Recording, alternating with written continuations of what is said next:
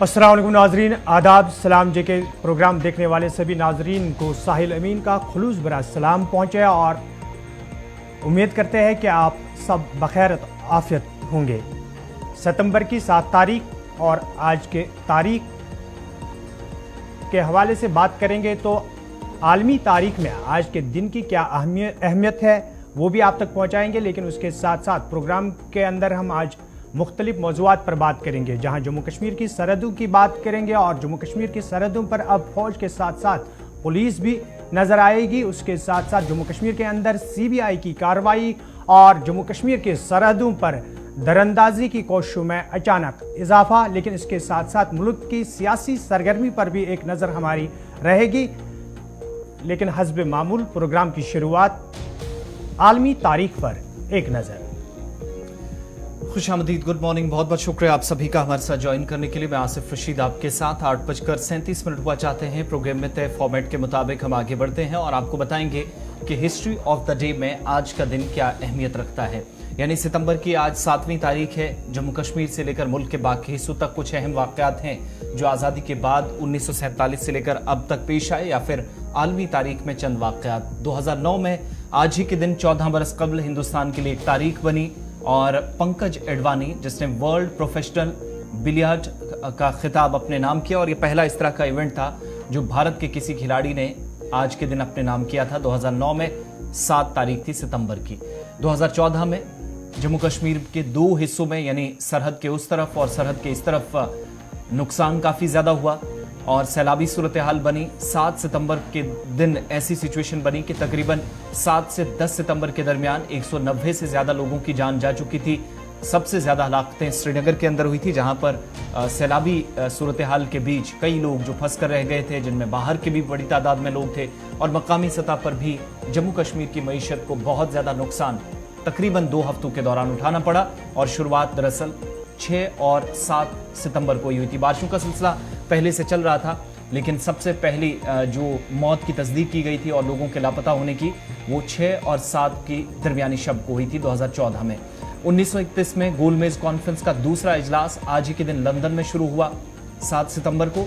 और 2005 में मिस्र, या जिसको आप इजिप्ट कहते हैं, पहली बार यहाँ सदारती इंतखाबात आज से 18 बरस कबल 7 सितंबर को 2005 में कराए गए। 1950 में हंगरी एक वो मुल्क जहां पर पहली मरतबा ऐसा फैसला लिया गया कि खानकाहें और मठ बंद कर दिए जाएंगे। दोबारा से इनको खोलने का फैसला 1987 जून के महीने में हुआ, तकरीबन 38 साल गुजरने के बाद। लेकिन 1950 में आज के दिन खानकाहें और मठ बंद की गई थी, जब दूसरे जंग अजीम का असर भी कुछ एक यूरोपीय ममालिक पर नजर आ रहा था। तो उस दौरान इस तरह का फैसला जो है उसने खित्ते के अंदर मजीद कशीदगी के इम्कानात बढ़ा दिए थे।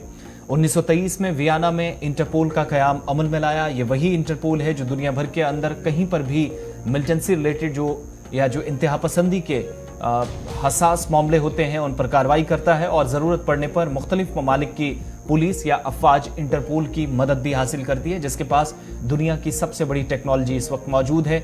और खित्ता चिनाब में यानी जम्मू कश्मीर के अंदर भी इंटरपोल की खिदमात आने वाले कुछ महीनों में हासिल की जाएंगी, जो पुलिस ने ऑलरेडी कंफर्म किया है मिलिटेंसी से केसेस जो हैं वो निपटने के लिए। तो वो जो इंटरपोल है वो आज ही के दिन बना वियना में 1923 में। 1812 में आज ही के दिन बोर्डेनो की लड़ाई में नेपोलियन ने रूसी अफवाज को शिकस्त दी, और 7 सितंबर 1701 को जर्मनी, इंग्लैंड और हॉलैंड, जिसको आप नीदरलैंड भी कहते हैं, इसने फ्रांस मुखालिफ मुआहदे पर दस्तखत करने का फैसला किया। ऑफिशियली मेमोरेंडम साइन हुए, दस्तखत किए गए, और एक मुल्क के खिलाफ तमाम लोग खड़े हो गए। तो ये अंग्रेजी कैलेंडर के मुताबिक या ग्रेगोरियन कैलेंडर के मुताबिक हिस्ट्री ऑफ द डे में चंद अहम वाक़यात थे जो आपके सामने रखे हैं, बड़ी बातें थी जो आपके सामने रखी हैं। और प्रोग्राम के फॉर्मेट के मुताबिक हमें एक तवील फहरिस्त से चुनकर कुछ एक वाक़यात जो आपके सामने रखने होते हैं, उसमें से हिंदुस्तान या आलमी तारीख में, जिसमें यूरोप, जनूबी एशिया या वस्ती ममालिक या फिर अरब ममालिक के चंद वाक़यात होते हैं, वो आपके सामने रखते हैं। और आज के दिन के हिसाब से हमने आपके सामने बात रखी। अब प्रोग्राम का आगाज करेंगे, और आज बैनुल-अक़वामी और कौमी सतह की खबरों से आगाज सबसे पहले होगा। G20 इजलास और दूसरी तरफ बयानात का सिलसिला भी दारुल हुकूमत और मुल्क के बड़े शहरों से। मुल्क या इंडिया और भारत के नाम पर सियासत जो छिड़ी है उसको लेकर इस वक्त शुरू हो गया है। बिल्कुल करते हैं प्रोग्राम की शुरुआत। और जिस तरीके से आसिफ ने कहा कि मुल्क के अंदर भारत और इंडिया के नाम पर सियासी हलचल काफ़ी तेज़ हिज़्बी इख्तिलाफ खेमे के अंदर जहां लफाजी जंग शुरू हो चुकी है, वहीं पर अगर हम बात करेंगे तो मुल्क के अंदर जब भी ऐसी सियासी हलचल देखने को मिलती है तो उसी बीच आरएसएस चीफ मोहन भागवत के बयान भी पिछले कई बरसों से लगातार उसी मौके पर सामने आए और हकीकत से बाइद इन बयानों की वजह से मोहन भागवत अक्सर बेशतर सुर्खियां बटोरने में कामयाब हुए और आज भी मोहन भागवत की जानिब से अखंड भारत को लेकर एक बार फिर बयान सामने आया है। नागपुर में एक तकरीब के दौरान पहले तो कई बातों का उनने जिक्र किया, तारीख गिनाई, माजी के वाकयात और उसके बाद दौरे हाजिर में हिंदुस्तान क्या कर रहा है, क्या करने की जरूरत है, इस पर एक मुफस्सिल रोशनी डाली। लेकिन जब कुछ अहम सवालात पूछे गए, एक तो ये कि आरएसएस अभी तक अपने हेडक्वार्टर पर झंडा नहीं फहराता था, तो उन्होंने कहा ये सवाल नहीं पूछा जाना चाहिए। इसकी भी उन्होंने थोड़ी सी तारीख बताई, 1952-51 में क्या कुछ हुआ, उस तरफ चले गए। लेकिन दो बड़ी बातें जो आपके सामने, एक तो क्या अखंड भारत बनेगा या नहीं, इस सवाल के जवाब में कहते हैं, जिस शख्स ने सवाल पूछा उन्हें कहा कि आप जब तक बुजुर्ग होंगे, आप जब तक बूढ़े होंगे, तो तब तक ये मुल्क अखंड भारत में तब्दील हो जाएगा। इसके लिए इकदाम किए जा रहे हैं, इसके लिए कोशिशें जारी हैं और कहा कि तमाम जो हमसाया ममालिक हैं उनके साथ हमारी तरफ से कोशिशें जारी हैं, तमाम लोगों के साथ दोस्ताना ताल्लुकात, उनको करीब लाना, उनको मनवाना या उनके साथ बात करना और वो क्या पसंद करते हैं, उनकी ख्वाहिशात और एहसासात और जज्बात के मुताबिक इस वक्त भारत की सरकार या यहाँ का निजाम काम कर रहा। एक सवाल का जवाब ये था। दूसरा, उन्होंने रिजर्वेशन के मामले पर जवाब दिया, कहा कि मुल्क के अंदर जो कोई भी कहता है कि रिजर्वेशन को खत्म कर दिया जाए, सबसे पहले उस शख्स को यह समझाना चाहिए कि मुल्क के अंदर आज के वक्त में भी कई ऐसे पसमानदा और कमजोर तबके हैं जिनको जवाब देना हमारी जिम्मेदारी है। लिहाजा रिजर्वेशन को किसी भी कीमत पर कम करने के बजाय इसको बढ़ाया जाना चाहिए। यानी आरएसएस ने मुकम्मल तौर पर अब मुल्क के अंदर रिजर्वेशन का हिमायत का ऐलान कर दिया है। अब तक कई धड़ों से आवाज उठ रही थी कि रिजर्वेशन को खत्म कर दिया जाना चाहिए। ऐसी बात अगरचे पॉलिटिकल सेटअप की तरफ से कोई सामने नहीं आई थी, लेकिन कई लोग जो अब इंडिविजुअल कैपेसिटी में इस तरह के बयानात दे रहे थे और ये कह रहे थे कि कम से कम ऐसा कोई कदम होना चाहिए जहां पर गांव और शहर के बीच अगर नए हिंदुस्तान का आप जिक्र करते हैं तो फिर उसमें फर्क महसूस नहीं किया जाना चाहिए। उस सवाल का जवाब कल उन्होंने कहा कि गांव और शहरों के अंदर फर्क जरूर है, आज के वक्त में भी है और शायद आने वाले दिनों में भी रहेगा, लेकिन इसका कतई मतलब यह नहीं है कि आज के वक्त में आप रिजर्वेशन खत्म कर दें और पसमानदा तबकों को आप मजीद गुर्बत की तरफ धकेल दें। उनको इस वक्त मदद करने की जरूरत है। सीधे तौर पर उनका जवाब था कि अगर फाइनेंशियल सिक्योरिटी किसी भी खित्ते के अंदर, किसी भी कौम की, किसी भी इलाके के लोगों की बेहतर करनी है और फाइनेंशियल सिक्योरिटी को यकीनी बनाना है, इक्तिसादी बदहाली से उनको बाहर निकालना है, दुनिया के साथ वो लोग आंखों में आंखें डालकर मुकाबला करें, तो फिर रिजर्वेशन को कम करने के बजाय बढ़ाया जाना चाहिए। एक ये उनका इस पर यानी आरएसएस जो है वो पॉजिटिव सोच रखता है रिजर्वेशन को लेकर, ये उन्होंने क्लियर कर दिया। और दूसरा सवाल बड़ा इंटरेस्टेड, जिसके मुतालिक उनसे पूछा गया कि क्या अखंड भारत बनेगा, तो उसका जवाब क्या था और रिजर्वेशन पर जो उन्होंने बात की, दोनों बातें एक साथ आपको सुनाएंगे प्रोग्राम के आगाज में, क्योंकि बयान आज सबसे ज्यादा सुर्खियों में इसलिए भी है क्योंकि इसी सवाल, इसी कॉन्फ्रेंस के दौरान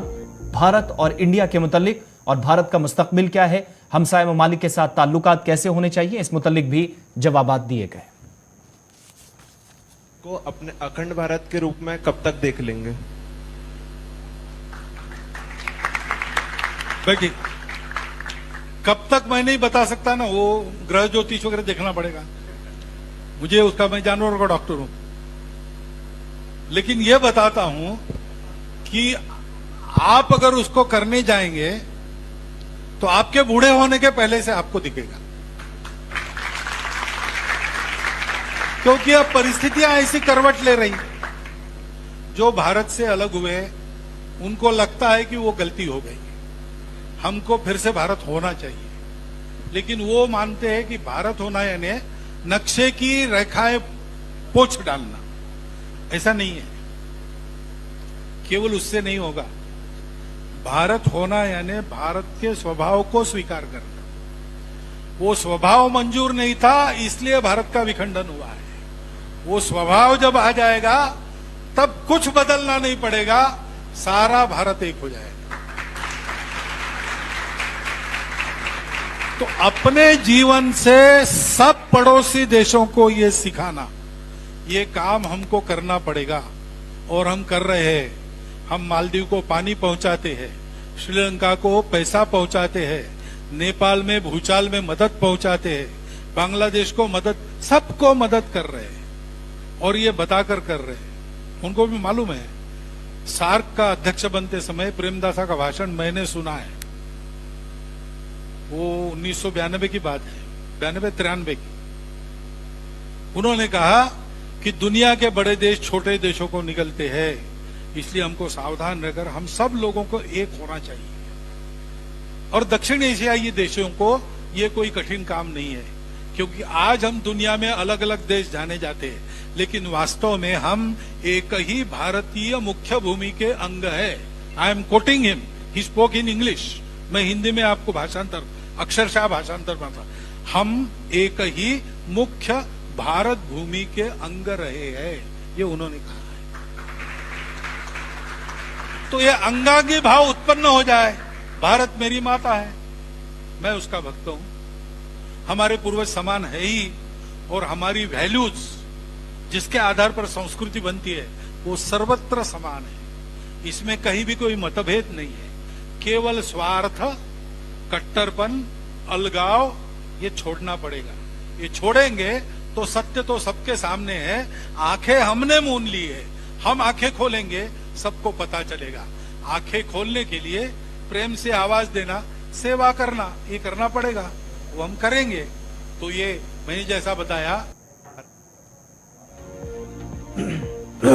मोहन भागवत नागपुर के अंदर एक तकरीब के दौरान ज़राए इब्लाग के नुमाइंदों ने जब सवाल पूछा तो उन सवालात का जवाब देते हुए उन्होंने कहा कि भारत जिस तरीके से अपने पड़ोसी ममालिक यानी नेपाल, बांग्लादेश या श्रीलंका की मदद कर रहा है, उसके पीछे यही मंशा है कि अखंड भारत को एक न एक दिन कामयाब बनाया जाए, और इसी के तहत इन ममालिक की इमदाद की जा रही है। मोहन भागवत का बयान उस वक्त आया जब मुल्क के अंदर ऑलरेडी सियासी हलचल काफ़ी तेज़ है और सियासत में लफाजी जंग जो है वो शुरू हो चुकी है। उस वक्त जब भारत और इंडिया को लेकर बात सामने आई, उस वक्त मोहन भागवत का बयान, और इस बयान की वजह से आज पूरे दिन ये सुर्खियां बटोरेगा और बात मुबाहिसा इसी बयान पर आज पूरे दिन देखने को मिलेगा। लेकिन हम प्रोग्राम को आगे बढ़ाते हैं और जम्मू कश्मीर की सरहदों की बात करते हैं। और जम्मू कश्मीर की सरहदों पर अचानक दरअंदाजी की कोशिशों में इजाफा हुआ है और इन कोशिशों को नाकाम बनाने के लिए फौज चौकस है। सरहदी जिला पुंछ के अंदर एक ताज़ा कोशिश हुई जिसमें कई दरअंदाज हलाक होने का दावा फौज ने किया, लेकिन इस बीच पुलिस की जानिब से यह फैसला लिया गया है कि अब सरहदों पर फौज के साथ साथ पुलिस भी नजर आएगी। बड़ी खबर यह कि ऑपरेशन का दूसरा दिन है। 5 और 6 की दरमियानी शब को ऑपरेशन शुरू हुआ था। इस वक्त भी सर्च ऑपरेशन बड़े पैमाने पर चल रहा है और जहां पर यह हम आपको बता रहे हैं कि इस ऑपरेशन में 2 मिलिटेंटों की हलाकत का दावा अभी तक जा रहा है। आसिफ, मैं बताना चाहूंगा कि ये इलाका काफी खामोशी वाला इलाका था और काफी अरसा के बाद इस इलाका में एक बार फिर से जो है दरअंदाजी करने की कोशिश की गई थी दरअंदाजों की जानिब से, और जिसे नाकाम बनाते हुए फौज और जम्मू कश्मीर पुलिस की जानिब से 2 दरअंदाजों को मार गिराया गया है। और जो दरअंदाज जिसकी लाश मिली है उससे जो है गोला बारूद भी जो है वो जब्त किया गया है। अगरचे अभी तक जो है इस हवाले से जो गोला बारूद जब्त किया गया था वो अभी तक जो है डिस्प्ले नहीं किया गया है, ताहम आर्मी और फौज की तरफ से ये जरूर दावा किया जा रहा है कि उसे जो है गोला बारूद जब्त किया गया है। लेकिन दूसरा दरअंदाज जो है जिसे मौत के घाट उतारा गया था वो अभी तक उसकी तलाश जारी है। और वहीं डीजीपी दिलबाग सिंह की तरफ से भी जो है राजौरी में एक प्रेस कॉन्फ्रेंस के दौरान ये कहा गया है कि राजौरी पुंछ रेंज में जो है 9 से 12 जो है वो दरअंदाज जो है वो एक्टिव हैं जो कि गैर मुल्की हैं और इनको मुख्तलिफ ऑपरेशन के दौरान जो है वो मार गिराने के लिए जो है वो ऑपरेशन लॉन्च किए जा रहे हैं। इस वक्त इरफान ऑपरेशन का स्टेटस क्या है? अभी इतलात हैं क्योंकि एक लाइन ऑफ कंट्रोल का एक बड़ा एरिया जो है वो छान मारा जा रहा है। ताजा तरीन तफसीलात क्या है उससे भी जरा आगाह कर दीजिएगा देखने वालों को। जी बिल्कुल आसिफ, मैं बताना चाहूंगा कि इस वक्त की अपडेट ये है कि फौज और एसओजी की टीम जो है बड़े पैमाने पर जो है वहां पर इलाके को मुहासरे में लिए हुए है और हर एक जो है वो हर किसी किस्म की जो है वहां पर हरकत पर जो है वो निगाह रखे हुए है ताकि मजीद जो है इस तरीके के कोई वाक़या जो है वो सामने ना आए। और इस वजह से वहां पर अगर आपको बता दें कि जी इरफान, ये भी बात सामने आ रही है कि इस ऑपरेशन के साथ साथ लगातार पिछले 2 दिन से जिला पुंछ के तकरीबन 1 दर्जन से ज्यादा इलाकों में फौज और पुलिस का सर्च ऑपरेशन जारी है। उस ऑपरेशन के हवाले से भी बताइए कि क्या तफसीलात है और ऑपरेशन कामयाब हुआ कि नहीं। जी बिल्कुल, मैं आपको बताना चाहूंगा कि जिला पुंछ के मुख्तलिफ जो है फॉरवर्ड एरियाज में जो है जम्मू कश्मीर पुलिस हो या फिर फौज की जानिब से बड़े पैमाने पर जो है वो ऑपरेशन लॉन्च किए गए हैं ताकि सरहद अबूर करने की कोशिश जो है मुख्तलिफ इलाकों से जो है अगर दरअंदाज कर रहे हैं तो उन्हें वक्त रहते जो है नाकाम बनाया जा सके। मंडी तहसील की बात करें, यहाँ पर जो है पहाड़ी इलाका है और जंगलाती इलाका है जहाँ पर जो है आर्मी और जम्मू कश्मीर पुलिस को जरूर जो है मुश्किलात का सामना करना पड़ रहा है, लेकिन उनकी जानिब से फिर भी जो है मुकामी लोग भी जो है इसमें पेश हैं, आर्मी के साथ हैं और वहीं जो है इस ऑपरेशन को कामयाब बनाने और हर हरकत पर जो है वो आर्मी और पुलिस की जानिब से नजर रखे हुए हैं ताकि आइंदा जो है या आने वाले दिनों में जो है कोई भी जो ऐसा वाकया रोनमा ना हो। इरफान, आपका बहुत बहुत शुक्रिया ताज़ा तरीन तफसीलात फराहम करने के लिए। जिला पुंछ के अंदर दरअंदाजी की कोशिश नाकाम, 2 दरअंदाज हलाक, इलाके में सर्च ऑपरेशन जारी और उसके साथ साथ जिला पुंछ के तकरीबन 1 दर्जन से ज़्यादा इलाकों में फौज का सर्च ऑपरेशन लगातार तीसरे रोज़ में दाखिल हो चुका है और मिलिटेंटों की तलाश जो है वो जारी है। लेकिन इस बीच जिस तरीके से आसिफ ने जिक्र किया पुलिस सरबराह दिलबाग सिंह की प्रेस कॉन्फ्रेंस की, उसमें 2 अहम बातें निकल कर सामने आई। एक ये कि अब जम्मू कश्मीर की सरहदों पर फौज के साथ साथ जम्मू कश्मीर पुलिस भी ऑपरेशन के में शरीक रहेगी, लेकिन उसके साथ साथ उन्होंने सरहद के उस पार जो जम्मू कश्मीर के नौजवान बैठे हैं यानी मिलिटेंट बनकर वहां बैठे हैं उनकी प्रॉपर्टी सीज करने की बात के साथ साथ उन्होंने ये बात साफ कर दी है कि अब उन्हें वापस आने का मौका नहीं दिया जाएगा, बल्कि अगर वो इस पार आने की कोशिश करेंगे तो उन्हें यहां पर हलाक किया जाएगा। पुलिस सरबराह का एक बड़ा बयान और पुलिस ने फैसला लिया कि जम्मू कश्मीर की सरहदों पर अब फौज के साथ जम्मू कश्मीर पुलिस भी रहेगी। अब प्रोग्राम के अंदर हम बात करेंगे सीबीआई की कार्रवाई के हवाले से भी, लेकिन यहां पर रुकते हैं एक छोटे से तिजारती वक्फे के लिए।